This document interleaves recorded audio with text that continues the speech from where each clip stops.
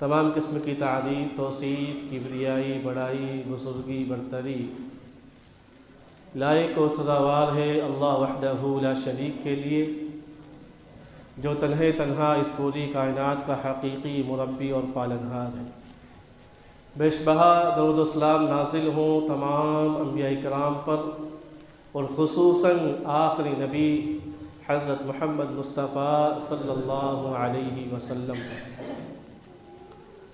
محترم سامعین،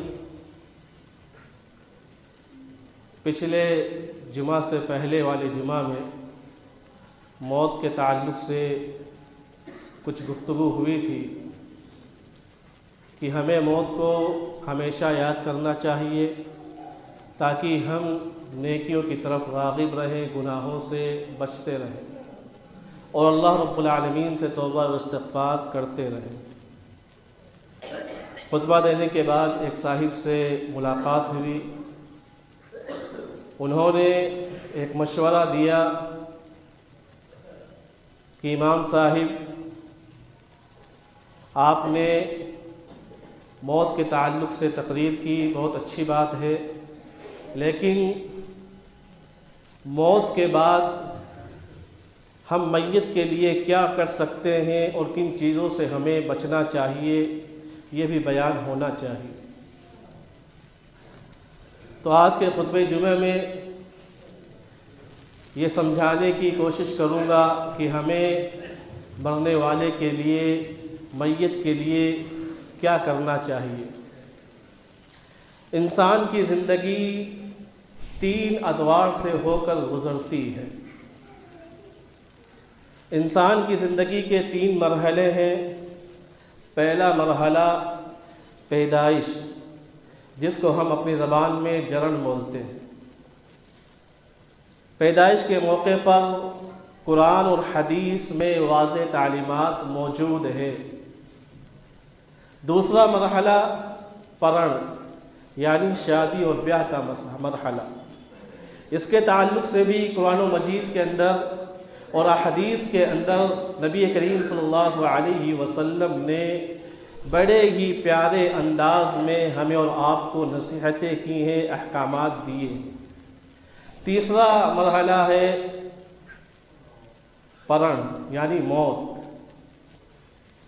موت کے تعلق سے بھی قرآن کے اندر اور حدیث کے اندر نبی کریم صلی اللہ علیہ وسلم نے ہمیں اور آپ کو کچھ تعلیمات دی ہیں۔ آج کے خطبہ جمعہ میں اسی تیسرے مرحلے یعنی موت کے موقع پر ہمیں اور آپ کو کیا کرنا چاہیے، قرآن و سنت کی تعلیمات کو سامنے رکھ کر آپ لوگوں کے سامنے کچھ بیان کرنے کی جسارت کر رہا ہوں، اس دعا کے ساتھ کہ اللہ رب العالمین ہم تمام لوگوں کو اس کے مطابق عمل کرنے والا بنائے، اور جو خرافات اور جو رسمیں معاشرے کے اندر رائج ہیں ان سے دور رہنے والا اور لوگوں کو دور کرنے والا بنائے، آمین۔ سب سے پہلی چیز، جب بھی کسی کی وفات کی خبر سنیں، چاہے وہ ہمارا قریبی ہو، ہمارا گھر کا کوئی فرد ہو، پڑوسی ہو، یا کوئی عام مسلمان ہو، جب بھی کسی کی وفات کی خبر سنیں، سنتے ہی یہ الفاظ اپنی زبان سے ادا کریں، انا للہ و انا الیہ راجعون۔ اللہ رب العالمین فرماتا ہے کہ جب مومن کو کوئی مصیبت پہنچتی ہے تو وہ یہ کہتا ہے کہ اے اللہ، ہم تیرے ہیں اور تیرے ہی طرف ہمیں لوٹ کر آنا ہے، تیرے ہی طرف ہم لوٹ کر آنے والے ہیں۔ جب بھی کسی کی وفات کی خبر سنیں، یہ الفاظ اپنی زبان سے ادا کریں، کیونکہ موت بھی ایک مصیبت ہے، ایک غم کا ذریعہ ہے، جس کی وجہ سے گھر والوں کو رنج پہنچتا ہے، دکھ ہوتا ہے، اور جب یہ کلمات وہ اپنی زبان سے ادا کرتے ہیں تو ان کے غم میں سہارا بنتا ہے، ان کو تسلی ہوتی ہے کہ اللہ رب العالمین نے دیا تھا، اللہ رب العالمین نے لے لیا ہے، یہ اللہ رب العالمین کی طرف سے آئے تھے اور اللہ رب العالمین نے اس کو بلا لیا ہے۔ تو سب سے پہلی کلمہ جو اپنی زبان سے ادا کریں کسی مصیبت کے وقت یا کسی کی موت کی خبر سنیں تو یہ کلمات ہمیں اور آپ کو پکارنا چاہیے جو کہ کتاب و سنت سے ثابت ہے۔ دوسرا مرحلہ ہے کسی کی وفات کے اوپر آنکھوں سے آنسو جاری ہو جائے، کسی کے غم کی وجہ سے، کسی کے جانے کی وجہ سے اگر آنکھوں سے آنسو جاری ہو جائے تو اس میں کوئی مضاحکہ نہیں ہے۔ آدمی کے قریبی کی وفات ہو گئی، موت ہو گئی اور آدمی کی آنکھوں سے آنسو جاری ہو گئے، اس غم میں اس کی آنکھوں نے اس کے دل کا ساتھ دیا، کیونکہ دل غمگین ہوتا ہے، اور اگر اس دل کے ساتھ آنکھیں بھی اس کا ساتھ دیتی ہے، اس کی آنکھوں سے آنسو جاری ہو جاتے ہیں تو اس میں کوئی مضاحکہ نہیں ہے، آپ اس طریقے کا سوگ کر سکتے ہیں۔ لیکن اگر آنکھوں کے ساتھ ساتھ زبان بھی آدمی کی چلنے لگے اور اس کے اعضاء و جوارح بھی حرکت میں آ گئے تو یہ اسلام میں منع ہے، یہ اسلام میں منع ہے۔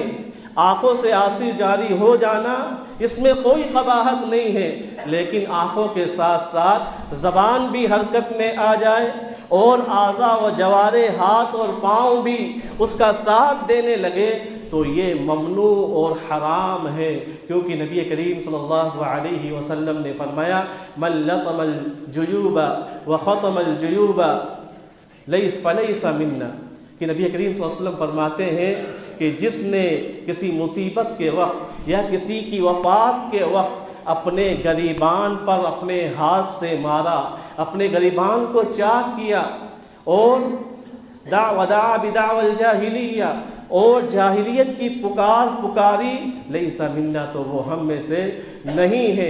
نبی کریم صلی اللہ علیہ وسلم نے اس کا بائیکاٹ کیا ہے۔ یہ جاہلیت کا عمل ہے کہ کسی کی وفات پر آدمی اپنی زبان سے ایسے الفاظ ادا کرے جو اللہ رب العالمین کی ناراضگی کا سبب بنتا ہے۔ نبی کریم صلی اللہ علیہ وسلم کے ایک بیٹے ابراہیم، جن کی وفات 18 مہینے کی عمر میں ہوئی، تقریباً 1.5 سال کے تھے جب ان کی وفات ہوئی، تو نبی کریم صلی اللہ علیہ وسلم کی آنکھوں سے آنسو جاری ہو گئے۔ آپ صلی اللہ علیہ وسلم کی آنکھوں سے آنسو جاری ہے اور یہ آپ فرما رہے ہیں ان العین لتدمع، اے ابراہیم تیرے جانے سے آنکھیں غمزدہ ہیں، آنکھوں سے آنسو جاری ہیں، وَإِنَّ الْقَلْبَ لَتَحْزَنُ، اور میرا دل بھی غمگین ہے۔ اور اس کے بعد فرمایا وَمَا نَقُولُ إِلَّا مَا يَرْضَى رَبُّنَا، ہم وہی کہتے ہیں جس سے ہمارا رب راضی ہوتا ہے۔ اِنَّا لِلَّهِ وَإِنَّا إِلَيْهِ راجعون، کہ ہم اللہ کے ہیں اور اللہ ہی کی طرف ہم کو لوٹ کر جانا ہے۔ نبی کریم صلی اللہ علیہ وسلم نے اپنے بیٹے ابراہیم علیہ السلام کی وفات پر آپ کی آنکھوں سے آنسو جاری ہو گئے۔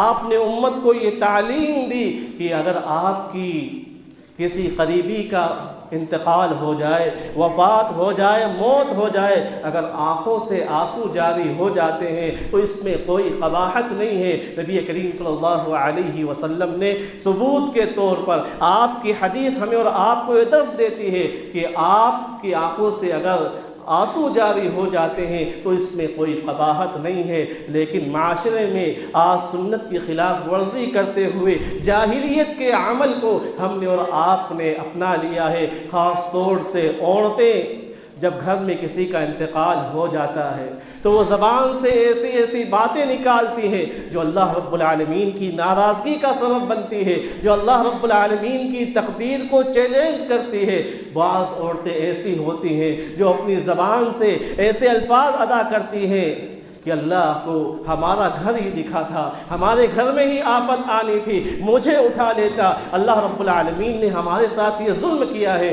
یہ وہ کلمات ہیں جس کی وجہ سے انسان دین اسلام سے خارج ہو جاتا ہے، اس کا اسلام مٹ جاتا ہے۔ تو لہذا ماں اور بہنوں سے میری گزارش ہے کہ وہ ایسے موقع پر صبر کا دامن تھامے رکھیں، کیونکہ آدمی جیسے جیسے وقت گزرتا ہے صبر آ ہی جاتا ہے، 2-4 دن کے بعد آدمی کو صبر آ ہی جاتا ہے، لیکن سب سے بہترین صبر وہ ہے انما الصبر عند صدمۃ الاولی، کہ صبر تو وہ ہے جو آدمی کو صدمہ پہنچے فوراً وہ اسی وقت صبر کر لے، ابتدا ہی میں صبر کر لے۔ یہی صبر اللہ رب العالمین کو مطلوب ہے، ورنہ دھیرے دھیرے آدمی کو صبر آ ہی جاتا ہے۔ تو لہذا میری ماں اور بہنوں سے گزارش ہے کہ وہ شریعت کے مطابق عمل کریں، اپنے شوق کا اظہار کریں، لیکن شوق کے اظہار میں نہ تو وہ اپنے ہاتھ کا استعمال کرے اور نہ ہی اپنی زبان سے کوئی ایسے کلمات پکارے جو اللہ رب العالمین کی ناراضگی کا سبب۔ تیسرا مرحلہ جو موت کے تعلق سے، میت کے تعلق سے ہے، وہ یہ غسل اور کفن کا مسئلہ۔ اصل مسئلہ تو یہ ہے کہ مرد کو غسل دے اور عورت کو غسل دے۔ اگر 7 سال سے کم کا بچہ ہے تو اس کی والدہ بھی اس کو غسل دے سکتی ہے۔ اگر 7 سال سے کم کی بچی ہے تو اس کا والد بھی اس کو غسل دے سکتا ہے۔ لیکن اس سلسلے میں میاں بیوی کا معاملہ، شوہر اور بیوی کا معاملہ الگ ہے۔ ہمارے یہاں یہ تصور پایا جاتا ہے کہ جیسے ہی شوہر کا انتقال ہوا اب بیوی اس کا منہ نہیں دیکھ سکتی، بیوی کے لیے وہ حرام ہو گیا ہے، اور بیوی کا انتقال ہوا شوہر کے لیے وہ بیوی حرام ہو گئی ہے۔ یہ ہمارے معاشرے میں تصور پایا جاتا ہے، اس کا کتاب و سنت سے کوئی لینا دینا نہیں ہے۔ یہ بات کتاب و سنت کے اندر موجود نہیں ہے، بلکہ کتاب و سنت کے اندر نبی کریم صلی اللہ علیہ وسلم نے اور صحابہ اکرام نے ہمیں اور آپ کو کیا تعلیم دی ہے۔ حضرت فاطمہ رضی اللہ تعالی عنہ جب ان کا انتقال ہوا جو نبی کریم صلی اللہ علیہ وسلم کی چہیتی بیٹی ہیں حضرت علی رضی اللہ تعالی عنہ نے ان کو غسل دیا۔ حضرت ابوبکر صدیق رضی اللہ تعالی عنہ جب ان کا انتقال ہوا تو ان کی بیوی اسماء رضی اللہ تعالی عنہا نے حضرت ابوبکر صدیق رضی اللہ تعالی عنہ کو غسل دیا۔ اور جب نبی کریم صلی اللہ علیہ وسلم کی وفات ہوئی تو حضرت عائشہ رضی اللہ تعالی عنہا کہا کرتی تھی کہ ہم امہات المومنین یہ چاہتی تھی کہ ہم نبی کریم صلی اللہ علیہ وسلم کو غسل دیں، لیکن نبی کریم صلی اللہ علیہ وسلم کو صحابہ کرام نے غسل دیا۔ ایک مرتبہ نبی کریم صلی اللہ علیہ وسلم جنت البقیع سے گھر آ رہے تھے۔ جب آپ گھر میں داخل ہوئے تو عائشہ سے کہا، اے عائشہ اگر تو مجھ سے پہلے وفات پا جاتی ہے تو میں تجھے ضرور غسل دوں گا۔ تو نبی کریم صلی اللہ علیہ وسلم کی احادیث سے اور صحابہ اکرام کے عمل سے ہمیں اور آپ کو یہ مسئلہ معلوم ہوتا ہے کہ شوہر بیوی کو اور بیوی شوہر کو غسل دے سکتی ہے، کرا سکتی ہے، اس میں کوئی مضاحکہ نہیں ہے۔ لیکن آج ہمارے معاشرے میں پردے کو ہی ختم کر دیا جاتا ہے کہ اور یہ دعویٰ کیا جاتا ہے کہ اب شوہر کی وفات ہو گئی ہے لہذا بیوی شوہر کو دیکھ نہیں سکتی ہے، اس کے پاس نہیں جا سکتی ہے۔ اسی طریقے سے اور اگر بیوی کا انتقال ہو جائے تو شوہر اس کو دیکھ نہیں سکتا ہے، یہ اس کے لیے حرام ہو گیا ہے۔ بلکہ یہ کتاب و سنت سے ثابت نہیں ہے۔ کتاب و سنت سے ثابت مسئلہ یہ ہے کہ عورت مرد کو اور مرد اپنی بیوی کو غسل دے سکتا ہے۔ کسی قریبی کی وفات پر اس کی پیشانی کو بوسہ دینا یا اس کی پیشانی کو چومنا یہ سنت سے ثابت ہے۔ حضرت عثمان بن مطعون رضی اللہ تعالی عنہ کا انتقال ہوا، نبی کریم صلی اللہ علیہ وسلم ان کے پاس گئے اور آپ کی آنکھوں سے آنسو جاری تھے. آپ نے عثمان بن مطعون رضی اللہ تعالی عنہ کی پیشانی پر بوسہ دیا. نبی کریم صلی اللہ علیہ وسلم کی وفات ہوئی تو حضرت ابوبکر صدیق رضی اللہ تعالی عنہ نے آپ کی پیشانی کو بوسہ دیا. تو لہذا قریبی رشتہ دار باپ کو اپنے بیٹے سے محبت ہوتی ہے. اگر اس محبت میں اپنے بیٹے کا بوسہ لے لیتا ہے یا بیٹا اپنی باپ کی میت کو بوسہ لے لیتا ہے پیشانی میں تو اس میں بھی کوئی مضاحکہ نہیں ہے، کیونکہ یہ بھی مسئلہ حدیث سے ثابت ہے، نبی کریم صلی اللہ علیہ وسلم سے ثابت ہے. چوتھا مرحلہ، جب میت کو غسل دے دیا جاتا ہے اور اس کو کفن دے دیا جاتا ہے تو تدفین کا مسئلہ آتا ہے. تدفین کے لیے لے جاتے وقت جو چونٹی کی چال چلی جاتی ہے یہ بھی سنت کے خلاف. نبی کریم صلی اللہ علیہ وسلم فرماتے ہیں اسرعوا بالجنازہ، کہ تم جنازے کو جلدی لے جاؤ، جلدی لے جاؤ، کیونکہ اصل معاملہ روح کا ہے. اب روح اللہ رب العالمین کے پاس چلی گئی ہے، وہ اپنے مقام کو پہنچ گئی ہے. لہذا اگر یہ بندہ نیک ہے تو اس کو جلدی لے جاؤ تاکہ یہ اپنا مقام اللہ رب العالمین کے یہاں حاصل کر لے. اور اگر یہ بندہ ہم جانتے نہیں کہ برا ہے، تمام مخلوقات اس کی نحوست کی وجہ سے پریشان ہو رہی ہے، لہذا اس کو اپنے ٹھکانے پر جلدی پہنچا دو. تو لہذا جنازے کو لے جانے میں جلدی کرنی چاہیے، تیزی کے ساتھ لے کر جانا چاہیے. جو ہمارے یہاں چونٹی کی چال چلی جاتی ہے، ایک دم دھیرے دھیرے چلتے ہیں، یہ سنت کے خلاف ہے. لہذا جنازے کو لے جاتے وقت تیزی کے ساتھ چلنا چاہیے. اور جنازے کو جب لے جاتے ہیں تو کلمے کا ورد کرتے ہوئے لوگ نکلتے ہیں. سبحان اللہ، الحمدللہ، اللہ اکبر کا ورد لوگ کرتے ہیں. پوری زندگی تو کلمہ پڑھا نہیں، اور جب جنازے کا وقت آتا ہے تو ایک مسلمان بننے کی کوشش کرتا ہے. اور تسبیح و تحلیل پڑھنا یہ کوئی بری بات نہیں ہے، لیکن ہمیں وقت دیکھنا ہے. ہمیں یہ دیکھنا ہے کہ نبی کریم صلی اللہ علیہ وسلم نے ہمیں کس وقت کون سے کلمات پڑھنے کا حکم دیا ہے. جب ہم اور آپ نبی کریم صلی اللہ علیہ وسلم کے زمانے کی اموات کو دیکھتے ہیں، جنازوں کو دیکھتے ہیں، تو نبی کریم صلی اللہ علیہ وسلم سے اس کا کوئی ثبوت نہیں ملتا ہے. اتنا ثبوت ضرور ملتا ہے کہ جب کوئی قریب الموت ہو، موت کے قریب ہو، تو اس کے گھر والوں کو چاہیے کہ وہ اپنے مردے کو، اپنی میت جس کی وفات ہونے والی ہے، جو ابھی موت کے قریب ہے، اس کو لا الہ الا اللہ کی تلقین کرے. اور اس کو تلقین کس طریقے سے کرنی ہے یہ طریقہ بھی نبی کریم صلی اللہ علیہ وسلم نے بتا دیا کہ آپ اس کے پاس لا الہ الا اللہ پڑھتے رہیں. جب آپ کی زبان سے وہ لا الہ الا اللہ کو سنے گا تو اس کی زبان سے بھی لا الہ الا اللہ جاری ہو جائے گا. لیکن آپ نے یہ حکم دیا کہ آپ اس کو جو موت کے قریب ہے، مرض الموت میں مبتلا ہے، اس کو آپ حکم نہ دیں کہ کلمہ پڑھو، کلمہ پڑھو. ہو سکتا ہے وہ انکار کر دے. تو آپ نے تلقین کرنے کا جو وقت بتایا وہ یہ ہے کہ جب مردہ مرنے کے قریب ہو، مرض الموت میں مبتلا ہو، اس وقت آپ اس کو تلقین کریں، اپنی زبان سے ادا کر کے. اس کو حکم نہ دیں کہ اب کلمہ پڑھ لو، ہو سکتا ہے وہ انکار کر دے. پانچواں مرحلہ تدفین کا مرحلہ ہے. اس مرحلے میں بھی نبی کریم صلی اللہ علیہ وسلم نے ہمیں اور آپ کو نہایت ہی واضح انداز میں اس کی تعلیم دے دی ہے.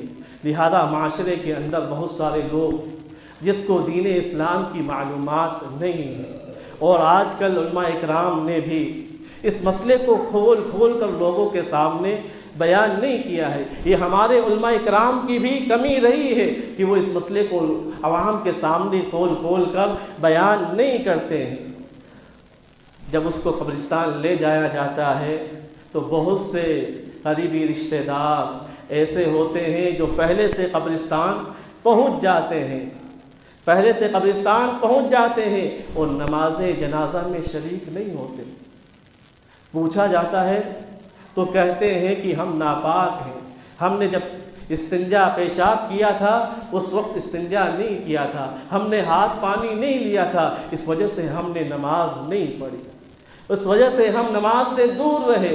آدھا ایک گھنٹہ پہلے جائیں گے، قبر کو تیار کریں گے، لیکن اپنے آپ کو تیار کر کے وہ نماز کے لیے حاضر نہیں ہوتے ہیں، اور وہاں جا کر حاضری دے کر یہ لوگوں کو باور کرانا چاہتے ہیں کہ فلاں بھی جنازے میں آیا تھا، فلاں سے ملاقات قبرستان میں ہوئی تھی، لیکن اس کو یہ پتہ نہیں کہ اس جناب نے نماز ہی نہیں پڑھی ہے۔ آپ کا قریبی فوت ہوا ہے اور آپ نے اس کے لیے مغفرت کی دعا نہیں کی، آپ اس کی نماز جنازہ میں شریک نہیں ہوئے، یہ کتنی بڑی بدنصیبی اور بدبختی ہے کہ آپ قبرستان پہنچ گئے اور اپنے قریبی رشتہ دار کے لیے آپ نے اللہ رب العالمین کے سامنے اس کی معافی کا نذرانہ پیش نہیں کیا، اس کے لیے مغفرت کی دعا نہیں کی۔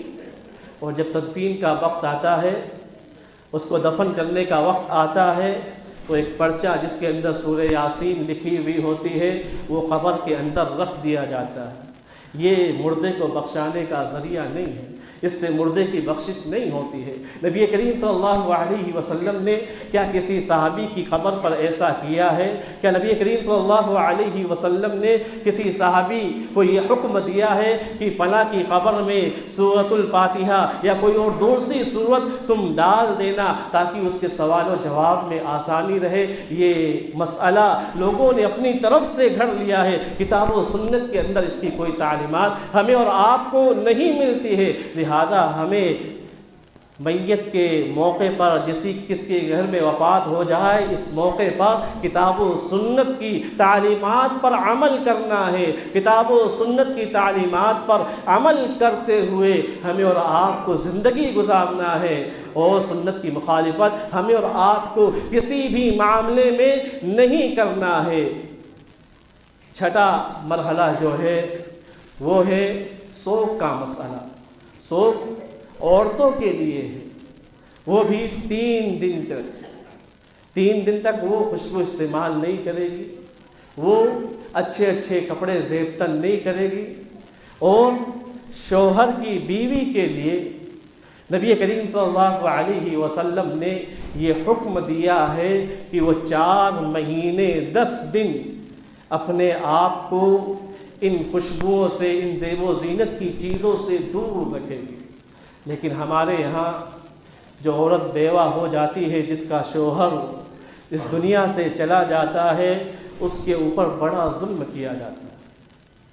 وہ جس کمرے میں عدت گزارتی ہے 4 مہینے 10 دن تک اسی کمرے میں رہے گی، اور جہاں سورج کی روشنی آتی ہے وہاں بھی نہیں بیٹھ سکتی۔ اتنا بڑا ظلم ہے عورت کے ساتھ۔ ہاں، وہ خوشبو نہیں لگائے گی، زیب و زینت اختیار نہیں کرے گی، لیکن وہ اپنے گھر میں گھوم سکتی ہے، گھر سے باہر بلا ضرورت نہیں نکل سکتی۔ لیکن ہم نے اور آپ نے اتنا ظلم کیا کہ اس عورت کو ایک کمرے میں بٹھا دیتے ہیں اور سورج کی روشنی میں بھی جانے کو اس کی اجازت نہیں دیتے ہیں۔ اور بعض دفعہ تو ایسے واقعات سننے میں ملے ہیں کہ عورت کی طبیعت خراب ہو جاتی ہے، لوگوں سے فتویٰ پوچھا جاتا ہے تو لوگ فتویٰ دے دیتے ہیں کہ ڈاکٹر کو آپ یہیں بلا کر لے آؤ، اس کو باہر لے جانے کی ضرورت نہیں ہے۔ اگر عورت معذور ہے، اس کے پاس ضرورت ہے، تو وہ عورت اپنے گھر سے باہر ڈاکٹر کے پاس جا سکتی ہے، اس کو شریعت نے اجازت دی ہے۔ لیکن ہم نے اور آپ نے اس کے اوپر ظلم کیا ہوا ہے کہ اس کو ایک کمرے میں بٹھا دیتے ہیں اور 4 مہینے 10 دن کے بعد ہی اس کو اس کمرے سے باہر نکالا جاتا ہے۔ یہ عورت کے ساتھ ظلم ہے۔ عورت اپنے گھر میں دھوپ میں بیٹھ سکتی ہے اور عورت کھانے پینے کی چیزیں کھا سکتی ہے، لیکن آج ہم نے عورت کے اوپر ظلم کرتے ہوئے مخصوص چیزیں ہی ان کو کھانے کے لیے دیتے ہیں اور بہت ساری چیزوں کو اس کو کھانے سے دور کر دیتے ہیں۔ تو عورت سوگ میں رہے، اس کا مطلب یہ نہیں کہ وہ ایک دم بند کوٹری میں پڑی رہے، اس کا مطلب یہ نہیں ہے، بلکہ وہ گھر میں چل سکتی ہے، پھر سکتی ہے، لیکن خوشبو اور زیب و زینت اختیار کرنے سے دور رہے۔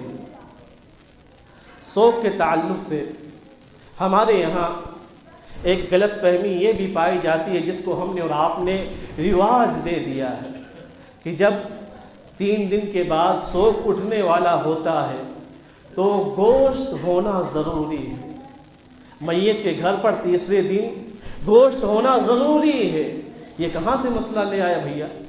ہمارے باپ دادا کرتے ہوئے آئے ہیں، لہذا ہم بھی ایسا ہی کریں گے۔ جس کی وفات ہوئی ہے اس کی بیوی کو غم ہے، اس کے یتیم بچے ہیں، بیچارہ غریب ہے، وہ تمہارے لیے گوشت روٹی کا انتظام کہاں سے کرے؟ کہتے ہیں کہ ہم نے مسافروں کو کھانا کھلایا، پوری خاندان کو دعوت دیتے ہیں، ان میں مسافر کون ہوتا ہے؟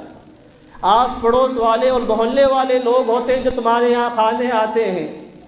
یہ مسئلہ لوگوں نے اپنی طرف سے کھانے پینے کے لیے بنا لیا ہے۔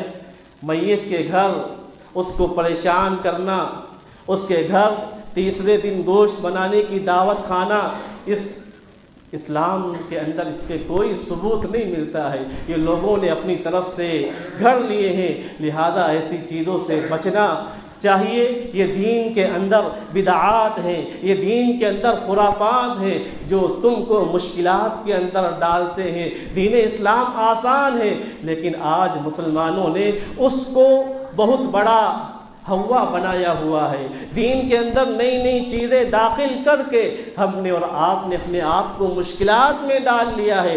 لہذا تیسرے دن سوگ اٹھانے کے لیے لوگ آتے ہیں اور سوگ اٹھانے کے نام پر گوشت روٹی بریانی اور حلوہ پوری کھا کر چلے جاتے ہیں۔ یہ سوگ اٹھانے کا ذریعہ نہیں ہے۔ اور یہاں تک بھی سننے میں آیا ہے کہ جب کسی کے قریبی کا انتقال ہو جاتا ہے، وہ کوئی کاروبار کرتا ہے، تو کاروبار کے لیے جب وہ کاروبار شروع کرنا چاہتا ہے تو 3-4 افراد یا بہت سارے افراد اس کے کاروبار کی طرف جاتے ہیں۔ مثلاً اس کی کوئی دکان ہے، وہ دکان کھولنا چاہتا ہے تو 3 دن کے بعد 7-8 آدمی مل کر اس کے ساتھ جاتے ہیں، اور جب دکان کھولنی ہوتی ہے تو شٹر کے اوپر، اس کے دروازے کے اوپر ہتھوڑے سے 3-4 مرتبہ ٹن ٹن بجایا جاتا ہے۔ اس کے بعد اس کا کاروبار شروع کروایا جاتا ہے۔ یہ کہاں سے تم نے مسئلہ لے آیا ہے؟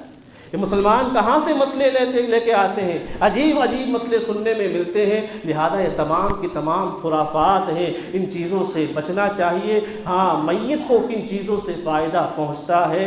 وہ صدقہ ہے جو سب سے بڑی چیز ہے جس کا میت کو فائدہ ملتا ہے۔ ایک عورت نبی کریم صلی اللہ علیہ وسلم کے پاس آئی اور کہنے لگی، اے اللہ کے رسول صلی اللہ علیہ وسلم، میرے والد کا انتقال ہو گیا ہے، کیا میں صدقہ کروں تو ان کو فائدہ پہنچے گا؟ نبی کریم صلی اللہ علیہ وسلم نے فرمایا کہ ہاں، تجھے بھی فائدہ پہنچے گا اور تیرے والد کو بھی فائدہ پہنچے گا۔ اور نبی کریم صلی اللہ علیہ وسلم فرماتے ہیں، اذا مات الانسان، کہ جب انسان مر جاتا ہے، انقطع عنہ عملہ الا من ثلاث، کہ اس کے عمل کا سلسلہ منقطع ہو جاتا ہے، مگر 3 چیزیں ایسی ہیں کہ مرنے والے کو اس کے بعد بھی ثواب ملتا رہتا ہے، الا صدقۃ جاریۃ، صدقہ جاریہ۔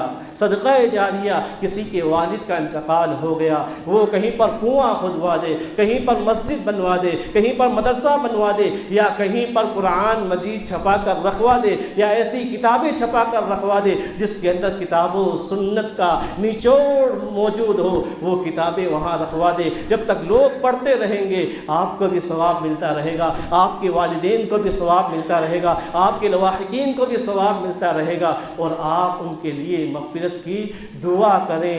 یقولون ربنا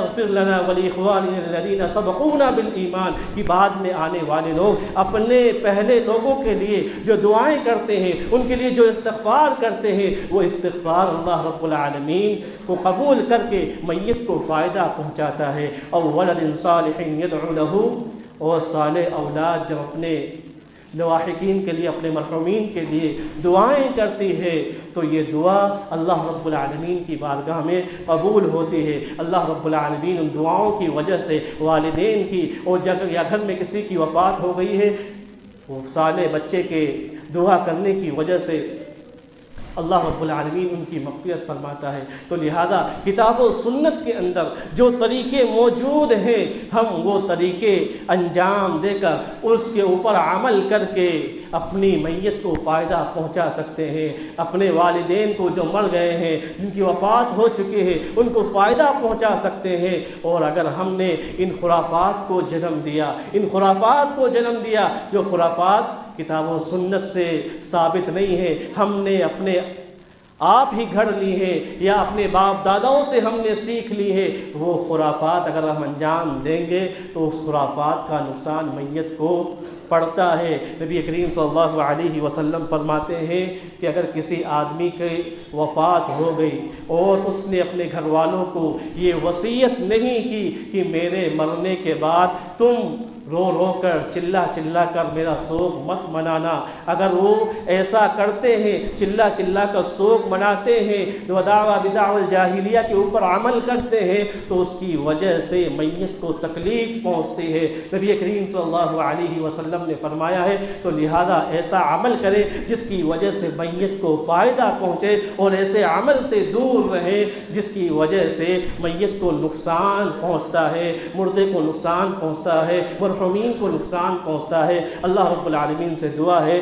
کہ اللہ رب العالمین جو باتیں کتاب و سنت کے مطابق کہیں گئی ہیں ان کے اوپر عمل کرنے والا بنائے، اور جو باتیں کتاب و سنت کے خلاف ہیں اللہ رب العالمین ہم تمام لوگوں کو اس سے بچنے کی اور لوگوں کو بچانے کی توفیق نصیب فرمائے۔ اقول قولی ھذا استغفر اللہ لی ولکم سائر المسلمین آمین تقبل یا رب العالمین۔ اللہ رب العالمین ہم میں سے جو لوگ بیمار ہیں تو ان کو شفاء کاملہ عاجلہ عطا فرما دے۔ الہ العالمین ہم میں سے جو لوگ وفات پا چکے ہیں اے اللہ رب العالمین تو ان کی مغفرت فرما دے، ان کو جنت کے اندر اعلیٰ سے اعلیٰ مقام عطا فرما دے۔ اے اللہ رب العالمین تو ان کے گناہوں کو معاف فرما دے۔ اے اللہ رب العالمین ہم میں سے ہر آدمی خطا کار ہے، گناہ گار ہے، لیکن تو رحیم ہے۔ اے اللہ رب العالمین تو ہمارے گناہوں کو معاف فرما کر ہمارے اوپر رحم فرما دے۔ اے اللہ رب العالمین تو ہم تمام لوگوں کو حلال کھانے والا بنا دے۔ اے اللہ رب العالمین تو ہم تمام لوگوں کو حرام سے بچا لے۔ اے اللہ رب العالمین جب تک زندہ رکھنا، اسلام کے اوپر زندہ رکھنا، اور ہمارا خاتمہ ہو تو ایمان کے اوپر ہو۔ اقول قولی ھذا استغفر اللہ لی ولکم سائر المسلمین آمین تقبل یا رب العالمین۔